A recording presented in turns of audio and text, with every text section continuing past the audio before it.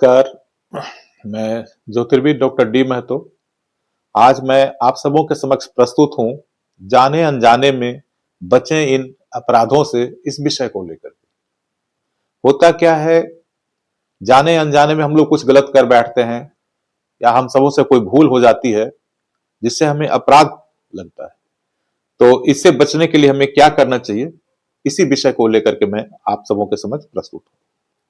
पहली बात है, जब हम सभी लोग मंदिर जाते हैं, अगर कोई वाहन से जाते हैं, बाइक से जाते हैं, तो करते क्या है कि मंदिर के समीप बिल्कुल जाकर के कार को खड़ा करते हैं या मंदिर प्रांगण तक जाकर के बाइक को खड़ा करते हैं और वहां से सीधा मंदिर चले जाते हैं। इसमें दोष लगता है।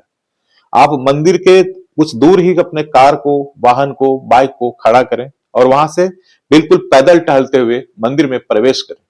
और मंदिर के प्रांगण में प्रवेश करने के पूर्व अपने जो जूते चप्पल हैं, जिसे हम लोग पदत्राण कहते हैं, उतार करके ही मंदिर में प्रवेश करें या मंदिर में प्रणाम करें। जो भी कुछ पूजा प्रार्थना करना है उसके लिए दूर में ही वाहन को खड़ा करके जाएं और जूते चप्पल बाहर उतार करके ही पूजा प्रार्थना के लिए मंदिर में प्रवेश करें, अन्यथा दोष लगता है।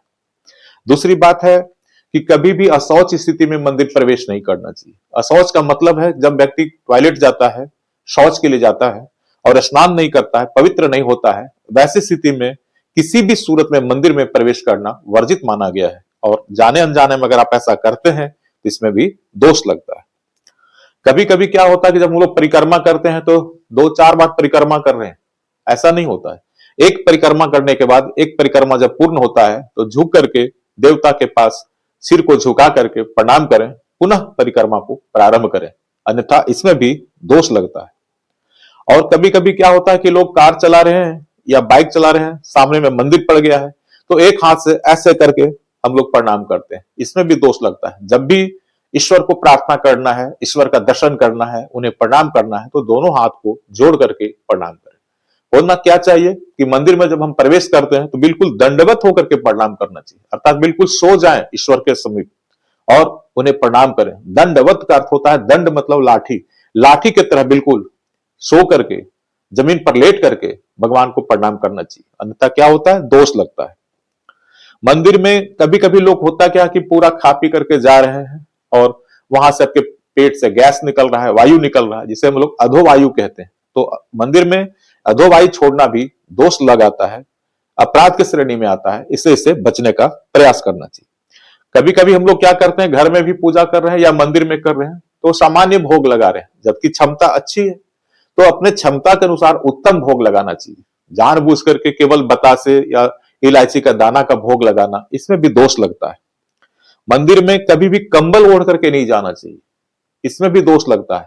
हाँ, अगर व्यक्ति लाचार है, बीमार है तो कंबल ओढ़ के जाए, कोई बात नहीं, लेकिन सामान्य रूप से कंबल ओढ़ करके मंदिर में प्रवेश वर्जित माना जाता है।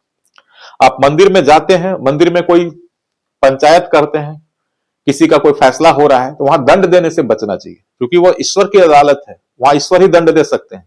वहां पर मनुष्य को, किसी को दंडित करने का अधिकार मनुष्य को नहीं है, इसलिए वहां पे दंड देने से बचने का प्रयास करना चाहिए। कभी कभी क्या होता है कि मंदिर गए, मंदिर में भगवान की पूजा अर्चना किए और तुरंत पीठ दिखाते हुए वापस हो गए, इसमें भी दोष लगता है। मंदिर में प्रवेश करें, पूजा पाठ करें, फिर पीछे कदम से होते हुए निकले, भगवान को पीठ कभी नहीं दिखाएं, इस चीज का ध्यान रखना चाहिए।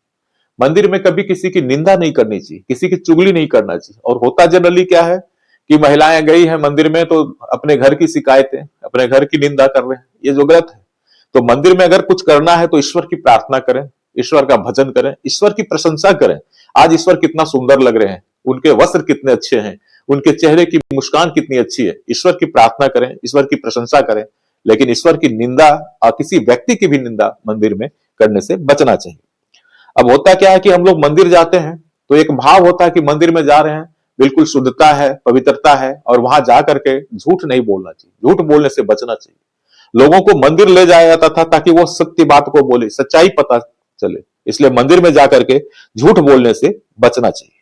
मंदिर में क्या है, जाने के बाद किसी का पैर नहीं छूना चाहिए, क्योंकि वो ईश्वर का दरबार है, वहां पे केवल ईश्वर ही है, तो ईश्वर का ही हम लोग भजन करते हैं, पूजा करते हैं, अर्चना करते हैं, और पैर किसी का वहां हम लोग नहीं छू सकते। हाँ, अगर पैर किसी का छूना आवश्यक हो तो वो होंगे गुरु, क्योंकि गुरु ही हमें ईश्वर का दर्शन करवाते हैं, तो गुरु का पैर आप छू सकते हैं। लेकिन दूसरे का पैर छूना वहां पे वर्जित माना जाता है। मंदिर में क्या होता है, हम लोग कभी कभी चले गए हैं, गपशप कर रहे हैं और नींद में आ गए हैं, या फिर वहां पे सो रहे हैं, झपकी लगा रहे हैं, ये बिल्कुल गलत चीज है। मंदिर में इन चीजों से बचना चाहिए। तो होता क्या है कि जाने अनजाने में हम लोग बहुत सारे गलती कर बैठते हैं जो अपराध की श्रेणी में आता है।